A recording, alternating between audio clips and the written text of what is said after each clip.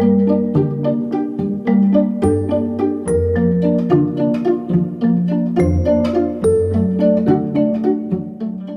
be talking today about 136 semiconductor nanocrystals for optoelectronics. The title is very broad, but we'll keep it rather simple. And I will be only talking about mainly these two materials, copper aluminum sulfide and copper iron sulfide. And I'll try to show you what the problems with these are and what we can do about it, and hopefully give a sort of a mixed message of how things will go forward. So before we go into that, I'll give a brief introduction to my own research at SSU. We are a nanocrystals research group at the Solid State and Structural Chemistry Unit. We do a bit of spectroscopy, a bit of material making, and try to, where we sort of diverge from some other groups, is that we also try to do things what the spectroscopy tells us to do. That leads us in many different directions at many different points of time. For now, most of the things that our group is interested in. Sorry, there's something popped up in chat. All right, sorry, nothing. I'll continue.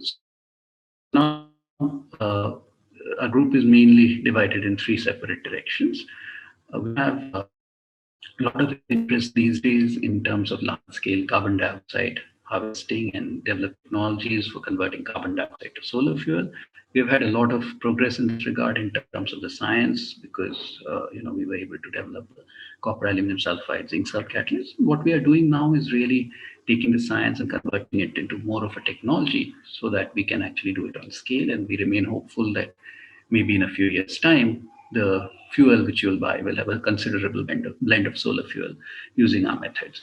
We are also interested in some other problems. We have been investigating ground state charge transfer materials with semiconductors and maybe more also in metals. This has to claim the finding of room temperature superconductivity in certain systems.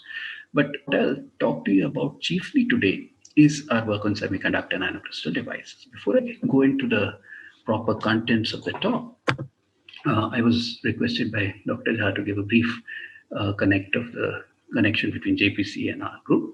So, as he already said, I do some work as the editorial advisory board member of JPCC. But beyond that, as an author, I've had a long connection with the journal. And if I had to pick my favorite publication, I would say it is this one, Ionic Bonding Between Artificial Atoms, where he showed that you could have nanocrystals behave like artificial atoms and have them combine with each other sort of pseudochemically. And this allowed us to make many interesting materials with unusual properties, which are completely non-trivial.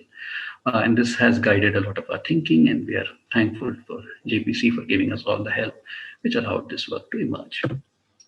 So now going onward, well, I don't know who the audience are for the most part. So to the most of the people I know, semiconductor nanocrystals would need no introduction. I'll give a short one anyway, however. Semiconductor nanocrystals are semiconductors in a micelle. These are, as far as the community itself believes, high in quality. If we talk a lot to people outside the semiconductor nanocrystals community, there will be some skepticism. So I'll balance myself out. I'll just put high in quotes and not talk much about the high quality part. What is, however, definitive is that these materials are simple to process, and it is rather easy to incorporate these into devices like LEDs, solar cells, and so on. My own group, as I've already said, is interested in photocatalysts and devices and photodetectors, and it is these latter two categories where I'll try to talk a little bit about today. Now, the key hallmark of any semiconductor nanocrystal system is the property of quantum confinement. And this is something which has attracted people for years, because as an example, if you look to the photo on the right, you can see that there are three different vials of three different colored luminescences, and all three are made of the same material. Now, photos like this, there are much better pictures out there in the net, and these are common. What's happening here? Well, you have on one side, you have the extreme case of having a molecule where you have a HOMO and a LUMO, a very sparse density of state. And on the other extreme, you have bulk materials where you have a continuum of levels. But then in the middle, you have quantum dots, which have a ladder of states, which is neither too discrete like a molecule nor too continuous like a bulk material. This was the original reason for study of these materials, but there's now also considerable in with regard to how useful this is if you're just trying to make a simple device for energy or emission or something like that. There's also issues which this creates from the point of view of charge transport. And for the most part, therefore, this talk will sort of try to take a slightly different stand from many other nanocrystal directions. We will firstly try to avoid toxic materials within our nanocrystals. I say avoid, we will not be able to eliminate them altogether. While I wish that would be the case, it's still, given the time and place we are at, it's still impossible for me to give a presentation which does not use cadmium anywhere. But at the same time, what I'll do is I'll hopefully try to convince you that there is a way forward without cadmium. And, at least, and I also say that the main application which I'll talk about will not have cadmium or any other heavy metal in it. So we'll leave out things like cadmium and lead, tin, and mercury for the most part. Cadmium will still be around, sorry. In terms of quantum confinement, the materials which we'll talk about will for the most part not have significant quantum confinement. And I'll try to show, or at least express to some extent, that nanocrystals can be interesting without relying on quantum confinement as well. So how will we do all these things? Well, we'll, as we already said, rely on the 136 family of semiconductors. And what these materials are is as follows. You have a monovalent metal ion, which comes from the group 1b elements, which is copper, silver, and gold. You have a trivalent cation. Now, this can be more conventional ones like aluminium, gallium, and indium, as well as something a bit more unconventional taken somewhere else from the transition metal series. And finally, you have 6, which is a chalcogen ion. So you have these 3 different things coming from various parts of the periodic table. If we were to take this and go forward and just do our multiplications, we would end up with something like 90 different materials. Some of these would be somewhat ridiculous. For example, you might end up with gold, indium telluride. This would be a material which, at least speaking very crudely, you would not know whether you want to use this as jewelry or you want to make a device in the lab with it. But then there'll be some others like copper aluminum sulfide or copper iron sulfide, where you suddenly find you're dealing with a fairly non-toxic, fairly lightweight material, and you may consider this for an application of scale. So it is these latter materials, naturally, as I've said, which we'll be focusing entirely upon. To give 136 nanoconductors a bit of a better introduction, these materials are not new. They have been around for a while. It's a family of materials with many accomplishments. They have been there and done that, sort of, in a matter of speaking. There are many different examples which give rise to photovoltaics of more than 20% efficiency. Most efficient flexible photovoltaic is not an organic, but rather also a 136 semiconductor-based formulation. The most efficient carbon dioxide harvesting photocatalyst that at least we know of is also a 136 semiconductor. It's copper aluminum sulfide, zinc sulfide, something which came out from our own group, and we are exceedingly happy about it and working hard to make it on better scale and make it more useful. And finally, if all this is not enough, these materials, when you make core shells out of them, also yield a 90% emission quantum yield, if the rest of it is not exciting enough. So this is really a very fun bunch of things to work with, and an interesting family of materials from a point of view of applications. Now, the key properties of the material subset which we were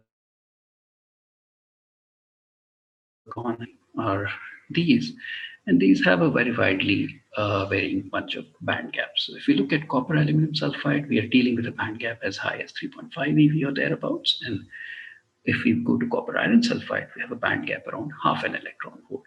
So that's very, very low. All of these materials are characterized by fairly high effective mass and weak or no confinement. And they have similar absorption cross sections as the 6 materials, which is a somewhat interesting aspect. The key property, however, which is there in these materials is that these end up resembling each other optically. So, this is, of course, a big important thing which one sees about them right away. All of these have ill-defined spectral features. They have broad-sized tunable luminescence, and there are some anomalies as well in how these materials actually, luminous. I say that because while their bulk parameters are vaguely similar to what a 2,6 material does, but their emission lifetimes are 2 orders of magnitude longer. So while there are a lot of puzzles about this, I'll not address them, but rather go or at least point out the main key interesting puzzle about them, which is that these have this very weird resemblance towards each other, especially when you're looking at core shells made of these materials. So for example, at the bottom of this slide, I have copper aluminum sulfide, copper iron sulfide, and copper indium sulfide listed. And if I were to scramble the labels or not plot them in any particular order, you would find it a little hard to figure out which material is which. So, to give the trick away, in fact, what identifies a core shell structure quite positively is actually the Stokes shift of the material. So what you're looking at now would be copper aluminum sulfide Stokes shift. If you were to roughly just look at it by eye from its shoulder around 3 eV all the way to its luminescence maximum, you'll be dealing with a number like 1.2 eV for copper indium sulfide 0.7, copper iron sulfide 0.5. This is a very rough way of doing things. There are better ways depending on your taste. You may want to do a second derivative spectrum, or better yet, take this to a transient absorption spectrometer, look at the Bleach maximum, and then plot it. But in any case, you'll find that the Stokes shift for the 136 cadmium sulfide core shell structures ends up being a unique parameter. So that said, we'll not go into the details of why it is unique, but rather do something else. Let's instead focus on copper aluminum sulfide here, which is the largest Stokes shift of them all.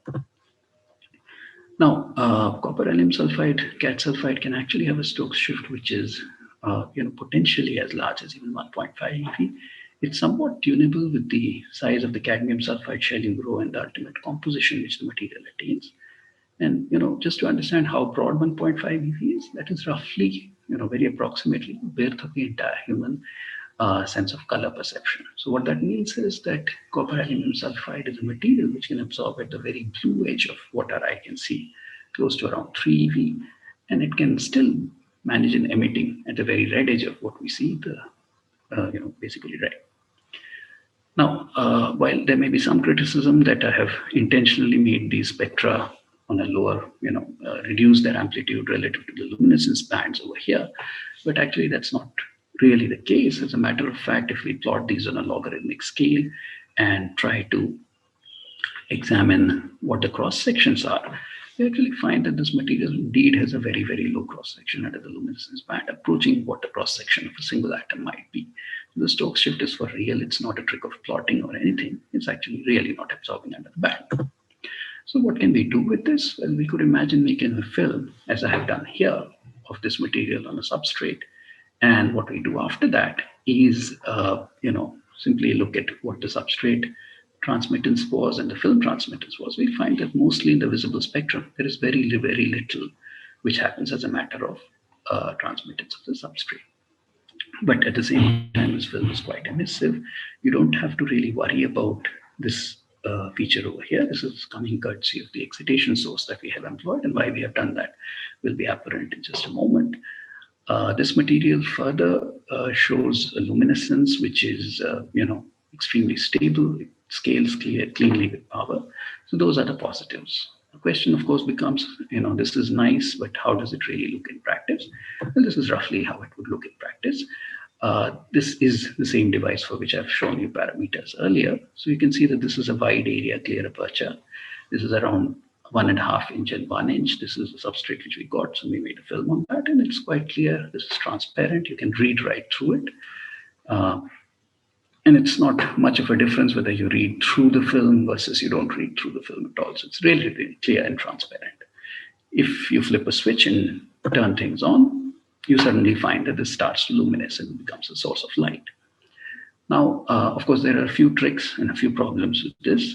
The trick here is I have not flipped one switch, I flipped two switches. This particular device still doesn't have enough of a luminescence, but that's more because of the excitation which has been employed rather than anything else. There's nothing else preventing it from becoming more luminescent per se. The second more serious problem is that while the applications seem tremendous, you may want to have this in the material for your windows where you use, the windows as solar sunlight sources during the day, and then you flip a switch during the night and they again become your light sources. Well, that is a very, very nice application indeed. Or you could talk about transparent TVs. Problem is this is not quite ready for anything yet because this still has plenty of cadmium in it. This is a cadmium sulfide based core shell. And really, to go further, we would have to eliminate cadmium sulfide. I'll try to show you that we can do that in due course of time, but that is about as far as we can go with copper aluminum sulfide, CDS, for now. So how do we get rid of cadmium? Well, we start looking around at the other 136s and see if they have any hope to offer us.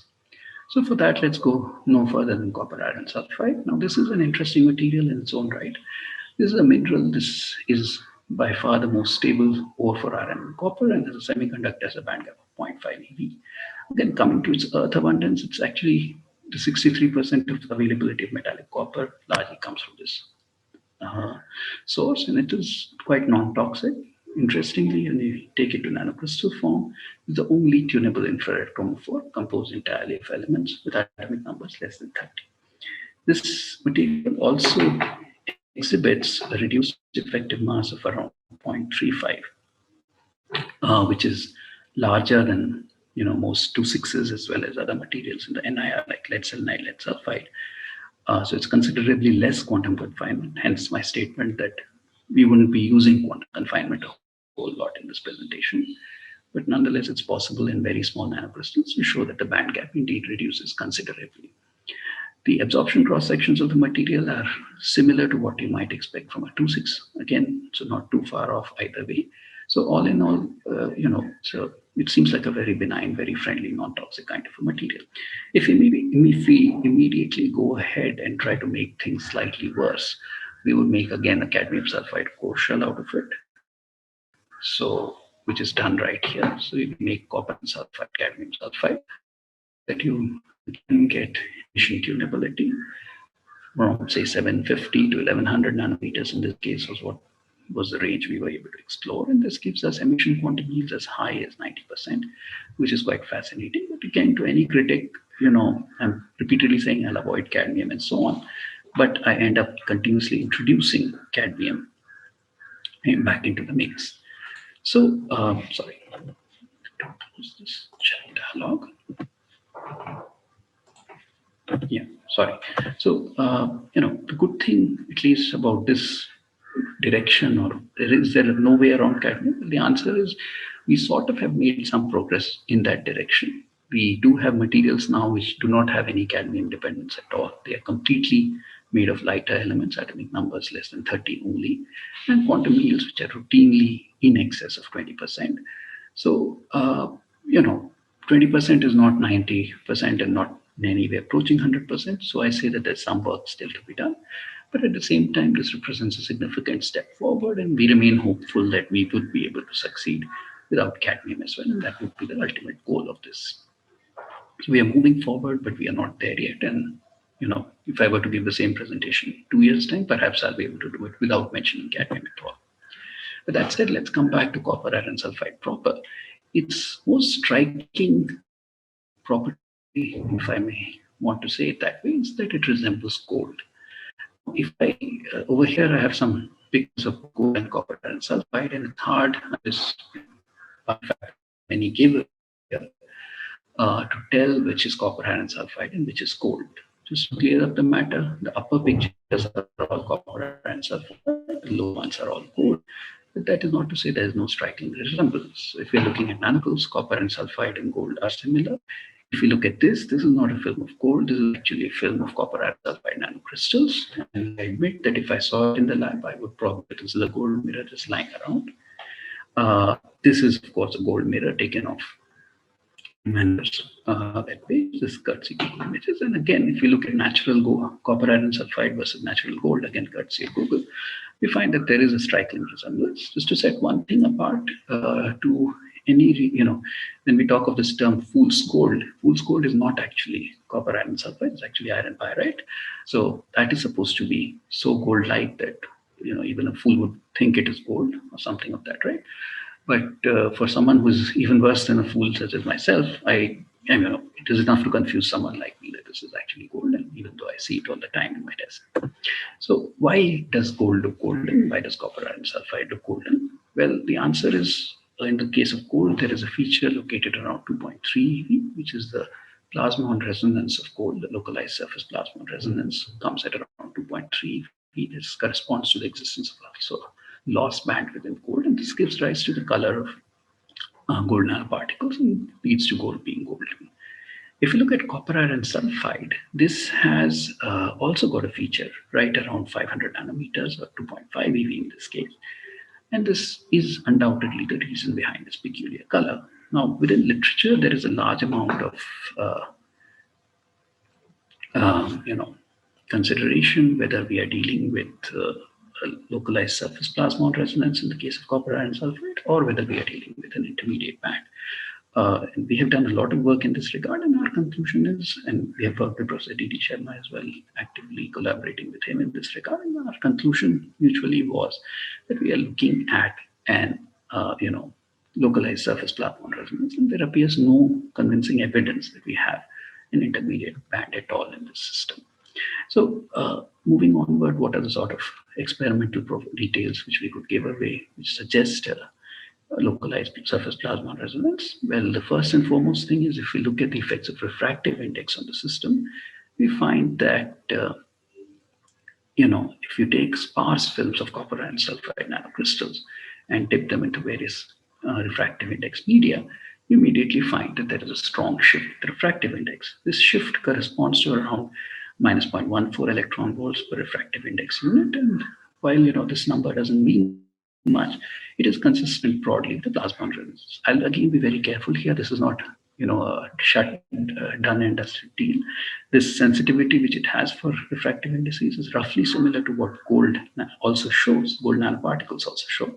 But at the same time, this is not a complete argument, because it is possible for a semiconductor also to show some dielectric dependence.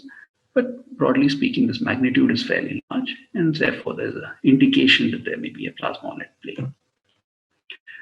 What is a bit more compelling and convincing towards this being a plasmon resonance is that this is associated entirely with the surface, meaning that if we do any simple passivation, say even a low temperature surface reconstruction by adding some ions to this material, finds its resonance is entirely suppressed. Now, this is a little bizarre and this is a little unusual, because if this was indeed an intermediate band of any kind, then in that case, this would be in effect tied to copper iron sulfide itself, not its surface. But what it looks like over here is that this is actually a material which sort of self-doped, simply because there is level of either oxidation happening on the surface, or else this material has also been shown in yet other literature to be prone to valence frustration, meaning that copper and iron are not clearly in their 1 and 3 states, but rather they can have a certain admixture of 2 and 2 present, plus copper plus 2, iron plus 2.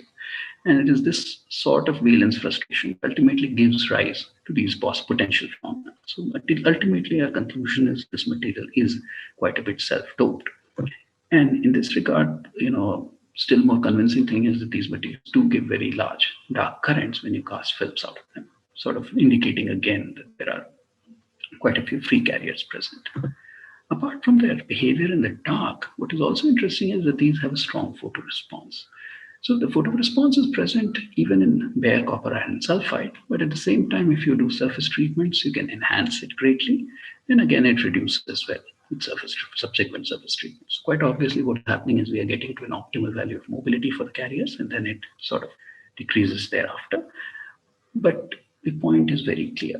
Now, because copper iron sulfide has this very interesting band gap of 0.5 eV, which makes it, a potential broad spectrum near infrared detector, it became very, very interesting for us to actually see if we could take the application aspect further. Now, one problem upfront about this material is that if we look at the response times, they are very, very slow. The first thing which becomes important is to figure out a way of making this respond faster. To this end, we decided to look into a bit of asymmetric structures of this material. So what we are doing here is we decided to try to make junctions of copper iron sulfide, other substrates. And the substrate which we picked was silicon. So we looked specifically at what happens when we cast it on N silicon versus P silicon. And indeed, we find that when we use N silicon, what is most interesting is that we get a very asymmetric sort of response coming from copper iron sulfide N silicon heterojunctions. So this immediately means that we can study them in reverse bias or forward bias. Found particularly the reverse bias configurations to be extremely useful, and that is where the rest of the study takes place. So taking these photodetectors forward, we have an N-silicon over here, copper iron sulfide nanocrystals above, and we interrogate them with gold quantum. We were a bit lazy in the way we use and design this device. So this is bottom illuminated, meaning that we have the light source coming through N-silicon layer, and it can variously illuminate depending on its weight, either the N-silicon or as copper iron sulfide. So what that means is that we are, in a situation where in some cases we are illuminating, if we are using shorter wavelength visible light, we are going to be illuminating or absorbing into the N-silicon layer, and as we use longer and longer wavelengths, we end up going into the copper iron sulfide layer. So this is expected to give us a response to somewhere around 2500 nanometers, and indeed when we look at the device, we find that it does indeed have a very wide resistivity curve going all the way from close to 100 nanometers to 2500 nanometers.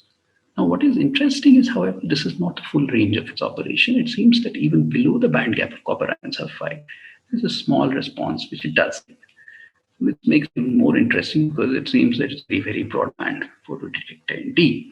And the question becomes, why is it giving a response even below its band gaps? Before we go to that last question, let's just stay and figure out what's happening in the vis-ni region. So the immediate thing which we see firstly, which is very comforting, is that we find that thanks to the asymmetry which is built into the device, it does have a much faster response time than bare copper iron sulfide films. As a matter of fact, we find response times as short as tens of microseconds to hundreds of microseconds. Again, these response times vary with the wavelength which is being applied to probe, or in this case, I would say pump maybe the device. So when we are using shorter wavelengths, we are being absorbed largely in the silicon. When we go around 1200 nanometer region, we pass through a maximum in the kinetics, which is also a minimum in the responsivity curve. And then everything stabilizes once we are in the copper iron sulfide layer.